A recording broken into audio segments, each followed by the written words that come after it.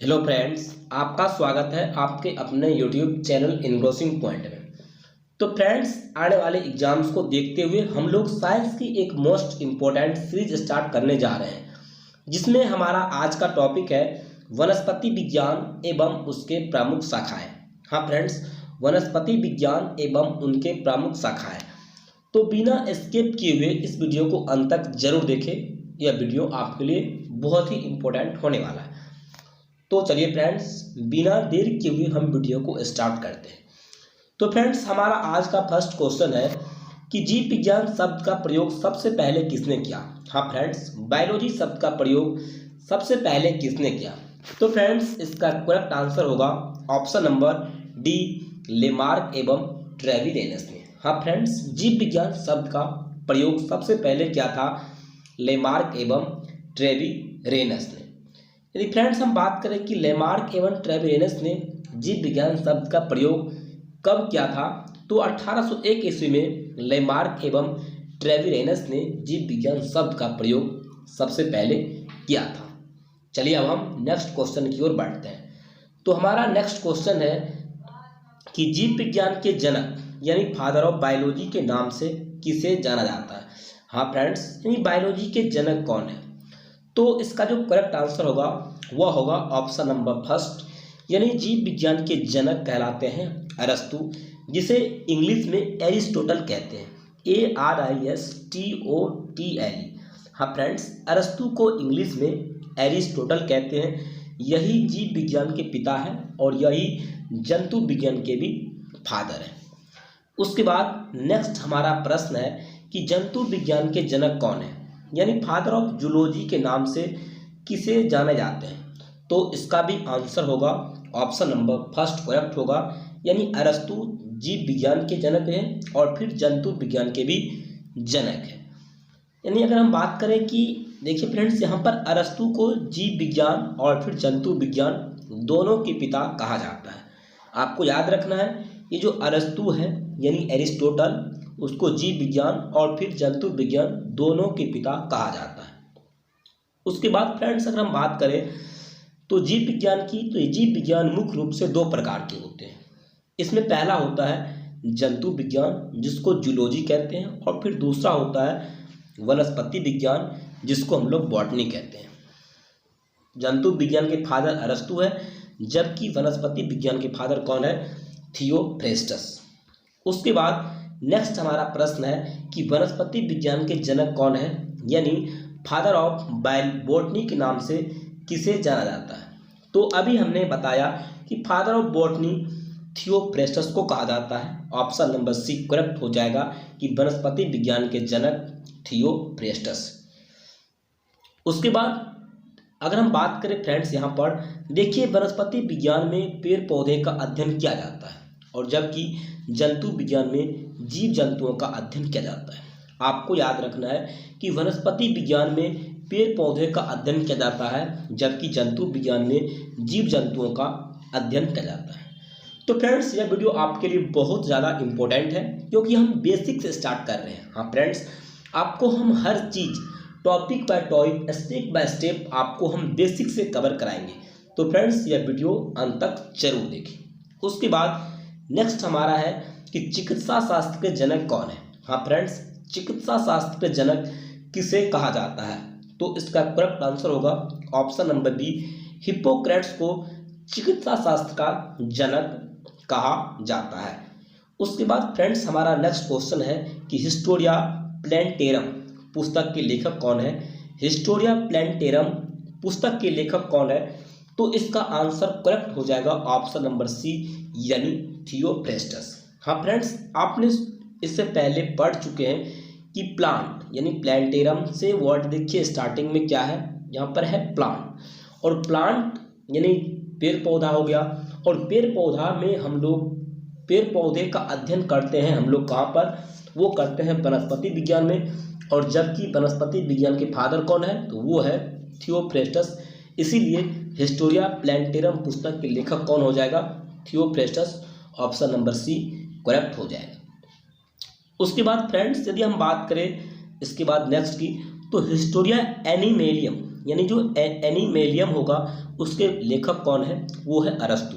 क्योंकि एनिमल का अध्ययन करते हैं हम लोग जूलॉजी यानी जंतु विज्ञान में, इसी कारण जंतु विज्ञान के फादर जो होगा अरस्तु, वही हिस्टोरिया एनिमेलियम पुस्तक के लेखक होगा। उसके बाद नेक्स्ट हमारा प्रश्न है कि फाइकोलॉजी में किसका अध्ययन किया जाता है। हाँ फ्रेंड्स, फाइकोलॉजी में किसका अध्ययन की जाती है, तो फाइकोलॉजी में हम लोग अध्ययन करते हैं शैवाल का। ऑप्शन नंबर बी करेक्ट हो जाएगा कि शैवाल का अध्ययन फाइकोलॉजी कहलाता है। उसके बाद अगर हम बात करें नेक्स्ट क्वेश्चन की, तो नेक्स्ट क्वेश्चन हमारा है कि माइकोलॉजी में किसका अध्ययन की जाती है। तो इससे पहले हम लोग पढ़े थे कि फाइकोलॉजी में शैवाल का अध्ययन की जाती है, और अब हम जानेंगे कि माइकोलॉजी में किसका अध्ययन किया जाता है। तो इसका करेक्ट आंसर होगा ऑप्शन नंबर फर्स्ट, यानी माइकोलॉजी में कवक का अध्ययन किया जाता है। उसके बाद नेक्स्ट हमारा प्रश्न है कि पर्यावरण का अध्ययन जीव विज्ञान के किस शाखा के अंतर्गत किया जाता है। हाँ फ्रेंड्स, इन्वायरमेंट यानी पर्यावरण का अध्ययन जीव विज्ञान के किस शाखा के अंतर्गत करते हैं, तो इसका करेक्ट आंसर हो जाएगा ऑप्शन नंबर सी, यानी पारिस्थितिकी, जिसको इंग्लिश में इकोलॉजी कहते हैं। हाँ फ्रेंड्स, इकोलॉजी यानी पारिस्थितिकी, इसमें हम लोग पर्यावरण का अध्ययन करते हैं। यदि हम बात करें पारिस्थितिकी यानी इकोलॉजी की, तो जीवों का उसके वातावरण के साथ पारस्परिक संबंधों का अध्ययन ही पारिस्थितिकी यानी इकोलॉजी कहलाते हैं। हाँ फ्रेंड्स, इकोलॉजी यानी पारिस्थितिकी में हम लोग पर्यावरण का अध्ययन करते हैं। उसके बाद नेक्स्ट हमारा प्रश्न है कि फूलों का संवर्धन के विज्ञान को क्या कहा जाता है। तो फ्रेंड्स, फूलों के जो संवर्धन के विज्ञान है उसको हम लोग कहते हैं फ्लोरिकल्चर। ऑप्शन नंबर सेकंड यानी बी करेक्ट हो जाएगा कि फूलों के संवर्धन के विज्ञान को फ्लोरिकल्चर कहा जाता है। यदि हम बात करें फ्लोरिकल्चर की, तो फ्लोरिकल्चर के अंतर्गत फूलों की पैदावार, मार्केटिंग इत्यादि कार्य किया जाता है फ्लोरिकल्चर के अंतर्गत। उसके बाद नेक्स्ट हमारा प्रश्न है कि डेंड्रोलॉजी का संबंध है, यानी फ्रेंड्स डेंड्रोलॉजी में हम लोग किस चीज़ का अध्ययन करते हैं। तो डेंड्रोलॉजी में हम लोग करते हैं वृक्षों के अध्ययन और फिर झाड़ियों के अध्ययन। तो इस ऑप्शन नंबर डी करेक्ट हो जाएगा, बी एवं सी दोनों, यानी डेंड्रोलॉजी के अंतर्गत हम लोग वृक्ष और झाड़ियों दोनों का अध्ययन करते हैं, वही डेंड्रोलॉजी कहलाता है। उसके बाद नेक्स्ट हमारा प्रश्न है कि पुष्पों का अध्ययन क्या कहलाता है। तो फ्रेंड्स, जो पुष्पों का अध्ययन है वो कहलाता है ऑप्शन नंबर बी एंथोलॉजी, यानी एंथोलॉजी में हम लोग पुष्पों का अध्ययन करते हैं, जबकि पोमोलॉजी में फलों का अध्ययन की जाती है। उसके बाद नेक्स्ट प्रश्न, तो फलों का अध्ययन पोमोलॉजी कहलाता है। उसके बाद फ्रेंड्स नेक्स्ट हमारा है कि जीवों की एवं वातावरण की अंतर अभिक्रिया से संबंधित जीव विज्ञान की शाखा क्या कहलाती है। हाँ फ्रेंड्स, जीवों की वातावरण और फिर उसके अंतर अभिक्रिया से संबंधित जीव विज्ञान को क्या कहते हैं, तो इसको हम लोग कहते हैं पारिस्थितिकी। इसका भी ऑप्शन नंबर सेकंड करेक्ट हो जाएगा कि जीवों एवं वातावरण की अंतर अभिक्रिया से संबंधित जीव विज्ञान की शाखा क्या कहलाता है, तो पारिस्थितिकी कहलाता है। उसके बाद नेक्स्ट क्वेश्चन हमारा है कि सिल्वीकल्चर वनस्पति विज्ञान की वह शाखा है जिसके अंतर्गत अध्ययन किया जाता है। यानी फ्रेंड्स, सिल्वीकल्चर के अंतर्गत हम लोग किस चीज़ का अध्ययन करते हैं, तो सिल्वीकल्चर के अंतर्गत हम लोग अध्ययन करते हैं वर्ण के विकास का। हाँ फ्रेंड्स, वर्ण के विकास का अध्ययन ही सिल्वीकल्चर कहलाता है। उसके बाद नेक्स्ट प्रश्न हमारा है कि सिल्वीकल्चर को हिंदी में हम लोग वनवर्धन कहते हैं, और वनों को लगाने, उसके विकास, संरचना, स्वास्थ्य एवं गुणवत्ता के नियंत्रण के व्यवहार सिल्वीकल्चर कहलाता है। हाँ फ्रेंड्स, चाहे तो वो सिल्वीकल्चर या फिर वनवर्धन, दोनों में वन के विकास का अध्ययन हम लोग करते हैं। उसके बाद नेक्स्ट हमारा है कि स्पर्मोलॉजी में किसका अध्ययन की जाती है। तो स्पर्मोलॉजी में हम लोग अध्ययन करते हैं बीज का। ऑप्शन नंबर एक करेक्ट हो जाएगा कि बीजों का अध्ययन स्पर्मोलॉजी कहलाता है।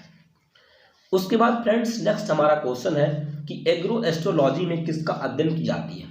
तो एग्रोएस्ट्रोलॉजी में हम लोग अध्ययन करते हैं घासों का। हाँ फ्रेंड्स, ग्रीन का अध्ययन कहलाता है एग्रोएस्ट्रोलॉजी, यानी एग्रोएस्ट्रोलॉजी वह शाखा है जिसमें हम लोग घासों के अध्ययन करते हैं, ग्रास का अध्ययन करते हैं, वही एग्रोएस्ट्रोलॉजी कहलाता है। ग्रास का अध्ययन करना ही एग्रो एस्ट्रोलॉजी कहलाता है। उसके बाद हमारा नेक्स्ट क्वेश्चन है कि पेडोलॉजी में किसका अध्ययन की जाती है। तो फ्रेंड्स पेडोलॉजी में हम लोग अध्ययन करते हैं भूमि का। तो फ्रेंड्स भूमि का अध्ययन ही पेडोलॉजी कहलाता है। यदि फ्रेंड्स आप सब इस विज्ञान की जो शाखा है इस पर आपको अधिक ट्रिक चाहिए तो आप हमें कमेंट में जरूर बताइए। हम इस शाखा पर, ये जो विज्ञान की शाखा है कि पेडोलॉजी हो गया या फिर सिल्वीकल्चर हो गया, माइकोलॉजी, फाइकोलॉजी, इस सब को ट्रिक से याद करवाएंगे आपको। एक बहुत ही ज़बरदस्त ट्रिक होगा।